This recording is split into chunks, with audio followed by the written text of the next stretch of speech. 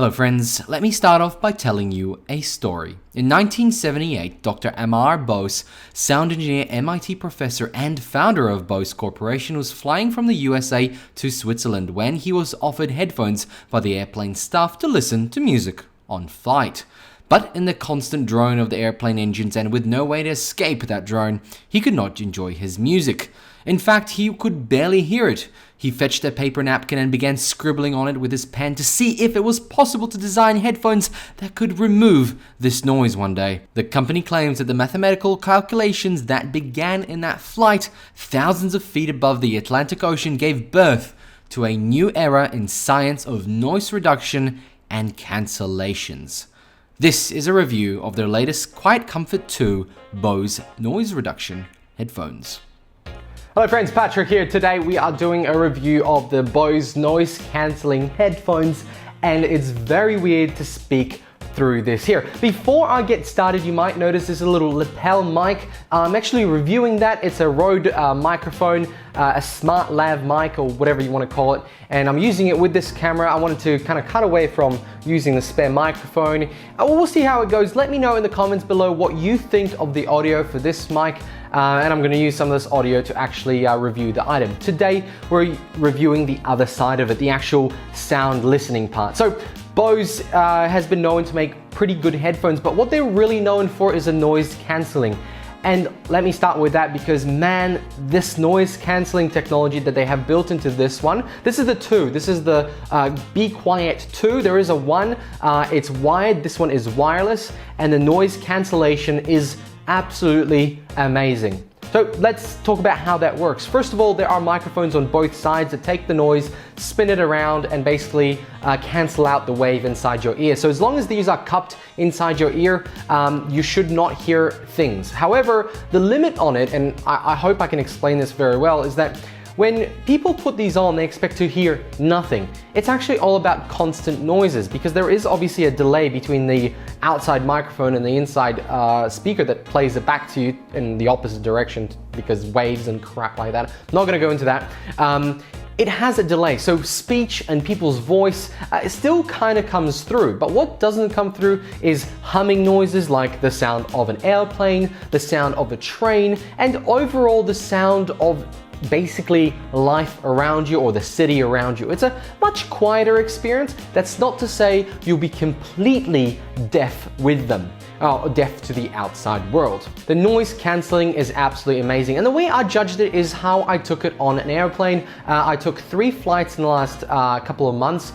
2 of them were actually night flights, so red eyes overnight, and that is when these guys absolutely shone. And there is a bit of a caveat to that. So first of all, in the evening, you kind of want to settle down. You start wanting to calm yourself down because you're going to be on a plane at night and you should get some sleep before you arrive at your next destination. So the best thing about these is how you can play very quiet music, maybe some relaxing tunes to get you more relaxed and you don't have to hear the outside.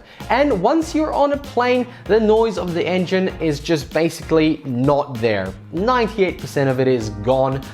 You can hear a low humming zone, but it's nothing as if you take them off. And I dare you to, even if you have them, try it. Take them off and on because it's absolutely amazing how far these headphones actually go to block out that noise. So the actual noise cancelling is the best I've seen before. I cannot say enough about it. And if you're just buying it for noise cancelling, no reason why you shouldn't. In fact, I've used this without music. I just flick the switch and I sit there in nice, quiet and peaceful. I have one of those moments when you just relax on a plane. Now, sleeping, and this is the caveat part, sleeping is a little bit uncomfortable. Unless you've got some nice neck rests or neck pillows, then these kind of get a bit annoying because they are quite large and you can't kind of go to the side, you can't get yourself comfortable. And even if you got all 4 seats, which I did once, I laid back, it was still not as comfortable as just putting earplugs in your ears if you want to sleep. So this is more of a relaxation type scenario before you start flying. And in fact, if you got a pillow, I bet you'll probably be able to sleep too.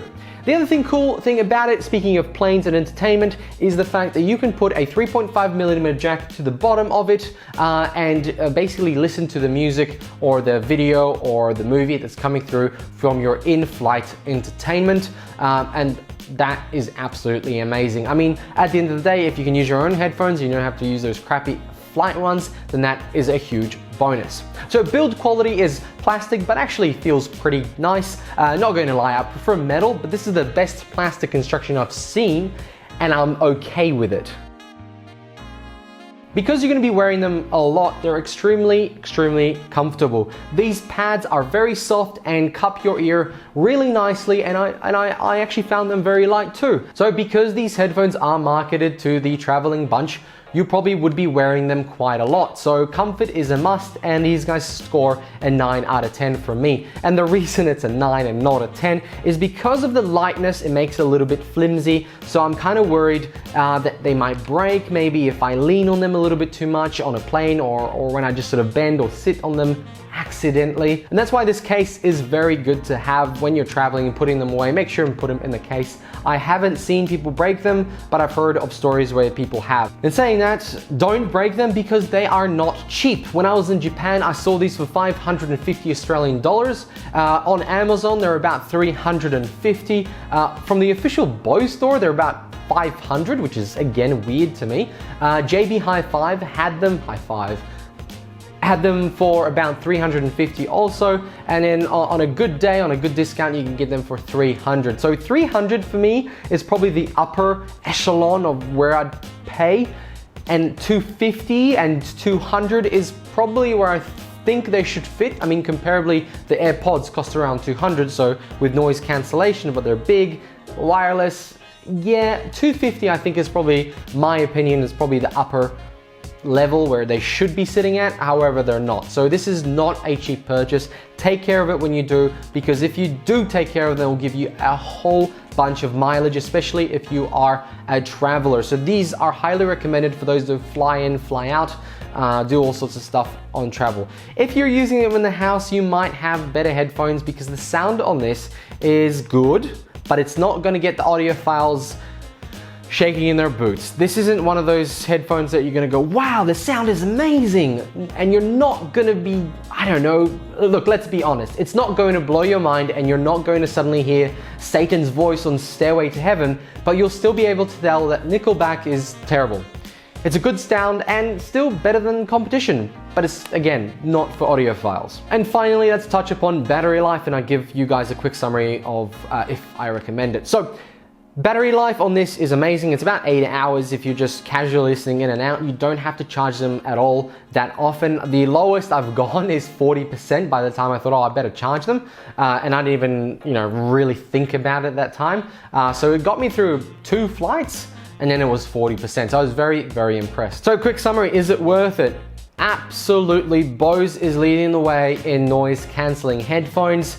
$350 is expensive. So if you are going to spend that money, know that you will be getting a very good set of headphones for noise cancelling, comfortability, and let's just say build quality.